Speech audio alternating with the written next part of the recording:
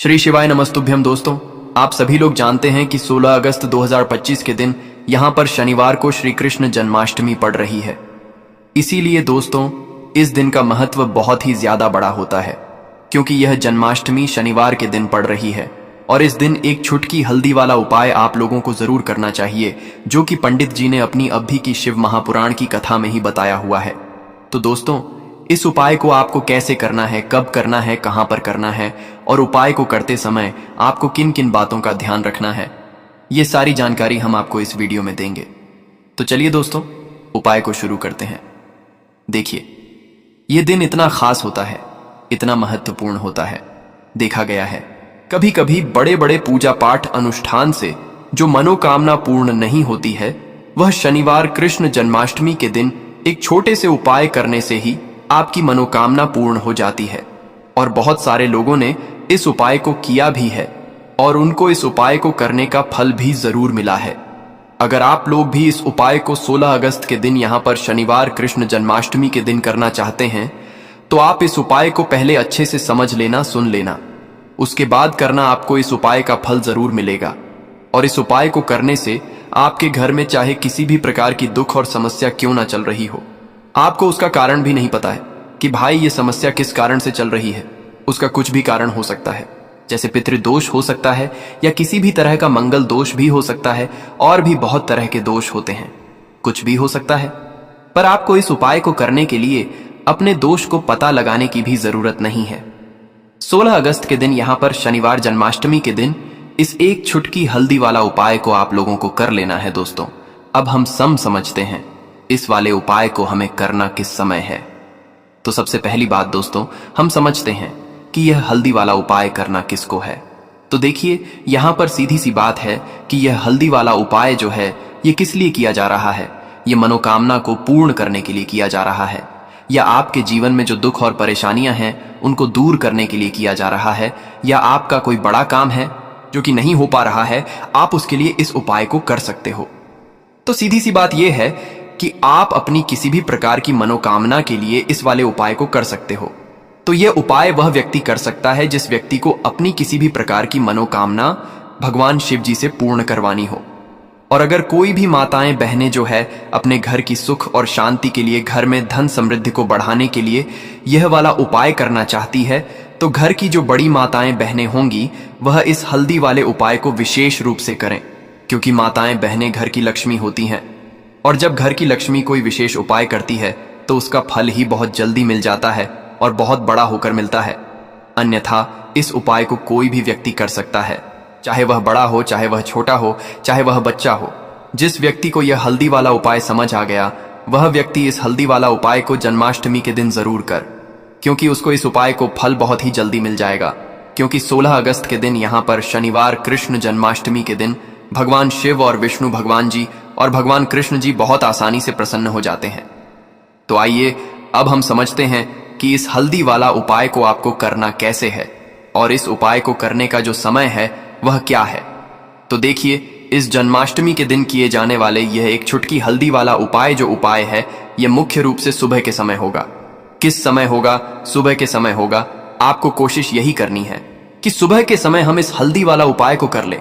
पर किसी कारणवश अगर आप सुबह इस उपाय को ना कर पाओ, आपको कहीं काम से जाना हो, या किसी और काम की वजह से आप उपाय को ना कर पाओ, तो आपके पास फिर दूसरा मौका रहेगा, जो कि शाम के समय का रहेगा, प्रदोष काल का रहेगा। अब भाई, प्रदोष काल का समय भी बहुत ही लोगों के मन में प्रश्न बन जाता है कि भाई ये समय होता कब है, कितने बजे से लेकर कितने बजे ये समय होता है, ताकि हमें उपाय के लिए जो है करने का समय पता लग जाए। तो हम आपको बता दें, प्रदोष काल का जो एक समय होता है, शाम का समय, वह होता है शाम के 6 बजे से लेकर शाम के 7 बजे के बीच का। इस समय के बीच में आप उपाय को करेंगे तो आपको उस उपाय का जरूर फल मिलेगा। तो शाम के 6 बजे से लेकर शाम के 7 बजे के बीच में आप लोग इस हल्दी वाला उपाय को कर सकते हो। तो भैया, बहुत सारे लोग यहाँ पर यह प्रश्न भी जरूर करेंगे कि भाई हम तो नौकरी पर जाते हैं, हम अपनी ड्यूटी पर जाते हैं और आने में हमें देर हो जाती है, तो उस जगह पर हमें क्या करना चाहिए। तो देखिए, उन लोगों को भी टेंशन लेने की जरूरत नहीं है। अगर आप लोग इस उपाय को शाम के समय प्रदोष काल में कर रहे हैं, और अगर आप आने में देरी भी हो जाती है, आपको आने में 7 बजे तक आप नहीं पहुंच पाते हो, तो भाई आप 7 या रात 8 बजे तक भी अगर उपाय को करोगे तो भी चल जाएगा। और अगर इससे भी थोड़ा देर हो जाती है तो भी आप उपाय को कर सकते हो, क्योंकि 16 अगस्त 2025 शनिवार अष्टमी का दिन है। यह दिन बहुत ही कम आता है पूरे साल भर में, इसलिए जब आपको मौका मिल जाए तब आप इस उपाय को जरूर कर लेना। कोई भी उपाय हो, आप कभी भी कर सकते हो। जन्माष्टमी के दिन बस कोशिश करना कि समय के थोड़ा मतलब अंतर्गत ही कर लो, पर किसी कारणवश अगर ना कर पाओ तो फिर आप थोड़ा देरी से भी कर सकते हो, आपको उपाय का फल जरूर मिलेगा। तो देखिए, जन्माष्टमी के दिन पर विशेषकर श्री हरि विष्णु और भगवान कृष्ण का पूजन किया जाता है। अब साथ ही साथ शनिवार का दिन भी पड़ गया है, तो ऐसा समझ लीजिए आपके जीवन में धन भी आएगा, सुख भी आएगा, धन बढ़ेगा भी, और साथ ही साथ आपके जीवन के सारे संकटों को भगवान शिव जी दूर कर देंगे। तो चलिए सबसे पहले बात कर लेते हैं सबसे पहले उपाय की, जो कि कृष्ण जन्माष्टमी वाले दिन आपको विशेषकर करना है। और इस उपाय को करने से आपकी कोई भी ऐसी इच्छा, कोई भी विश जो अभी तक अधूरी है, पूरी नहीं हो रही है, तो आपकी बड़ी से बड़ी विश और मनोकामना भी पूरी हो जाती है जब आप कृष्ण जन्माष्टमी वाले दिन इस पहले उपाय को कर लेते हैं। तो देखिए, आप सभी जानते हैं कि श्री हरि विष्णु और कृष्ण जी जो हैं, उन्हें तुलसी दल सबसे है। बिना तुलसी माता के श्री कृष्ण जी अधूरे हैं, और बिना तुलसी पत्तों के श्री कृष्ण का भोग अधूरा है। अब श्री कृष्ण को प्रसन्न करके आप अपनी मनोकामना को पूरा कर सकते हैं, क्योंकि श्री कृष्ण अगर प्रसन्न हो गए तो आपकी कोई भी विश और इच्छा, मनोकामना अधूरी नहीं रहेंगी। तो आपको तुलसी के 5 पत्ते लेने हैं। अब जिस दिन कृष्ण जन्माष्टमी है उस दिन तुलसी के पत्ते ना तोड़े, पहले से ही तोड़ कर रख ले। अब यह 5 तुलसी के पत्ते जो आपने लिए हैं, यह 5 तुलसी के पत्ते आपको श्री हरि विष्णु और श्री कृष्ण को अर्पित करने हैं। अपने घर के मंदिर में ही ठीक है, ऐसा आपको करना है। आपके घर में श्री हरि विष्णु की कोई मूर्ति है या श्री कृष्ण की मूर्ति है या लड्डू गोपाल है, प्रतिमा है, वहां पर यह 5 तुलसी के पत्ते आप रखें। और साथ ही साथ एक देसी घी का दीपक गोल बाती का आपको लगाना है, और ओम नमो भगवते वासुदेवाय नमः इस मंत्र का आपको 11 बार जप करना है। देखो मंत्र कौन सा है, ओम नमो भगवते वासुदेवाय नमः। और फिर श्री कृष्ण से अपनी विश, अपनी इच्छा, अपनी मनोकामना कह देना है। और फिर देखना आपकी विश और इच्छा, जो भी आपकी मनोकामना है, जो भी अपने जीवन में आपको चाहिए, अगर निर्धनता बहुत है, आप अपने घर से गरीबी को दूर करना चाहते हैं, या फिर धन आपका बढ़ाता नहीं है, आप चाहते हैं कि आपका धन बढ़े, या फिर आपके घर में फिजूल खर्ची बहुत होती है, पैसा आपके पास नहीं रुकता है, आप चाहते हैं कि पैसा आपके पास रुके, या फिर घर में कोई व्यक्ति ऐसा है जो बहुत बीमार रहता है, या फिर किसी का विवाह नहीं हो पा रहा है, तो जो भी आपकी इच्छा है, जो भी आपके विश है, बस एक बार श्री कृष्ण से कह देना, क्योंकि शनिवार अष्टमी भी इस दिन है। साथ ही 7 साल का सबसे बड़ा महीना है। यह दिन इतना उत्तम है कि जो भी आप श्री कृष्ण जी से मांग लेंगे, जो उनसे कह देंगे, वो आपकी विश, आपकी मनोकामना को बहुत जल्दी पूरा कर देंगे।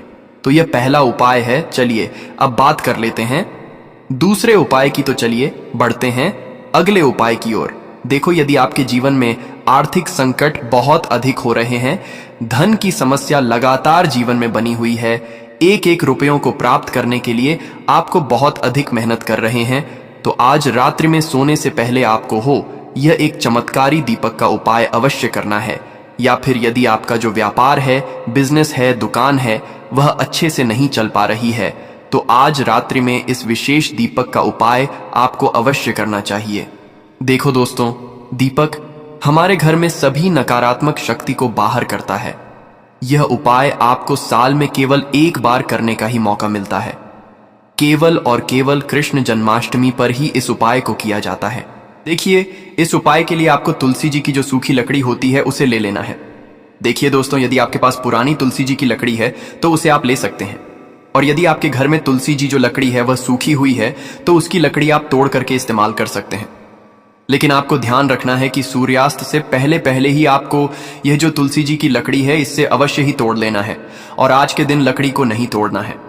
तो इस उपाय के लिए आपको सबसे पहले तो एक मिट्टी का दीपक लेना होगा, चाहे तो आटे का दीपक भी ले सके, क्योंकि आटे का दीपक सभी दीपक में सर्वोत्तम माना गया है।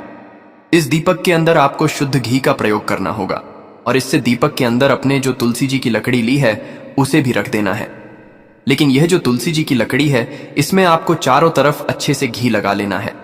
देखिए, गुरु जी ने बताया है कि जो तुलसी जी की लकड़ी है यदि आप उपाय करते हैं और बहुत ही शीघ्रता से जल जाती है, तो इसके लिए आपको एक कार्य करना है। आपको थोड़ी सी रुई ले लेनी है और उस रुई को आपने जो तुलसी जी की लकड़ी ली है उस पर अच्छे से चारों तरफ लपेट देनी है।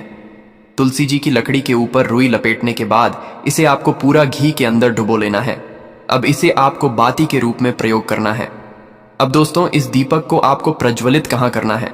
तो इस दीपक को आपको या तो भगवान विष्णु के सामने प्रज्वलित करना होगा, या फिर आपको भगवान श्री राम के सामने प्रज्वलित करना होगा, या फिर भगवान कृष्ण के सामने, यानी कि भगवान विष्णु के जो भी अवतार हैं उनके सामने आप यह दीपक प्रज्वलित कर सकते हैं।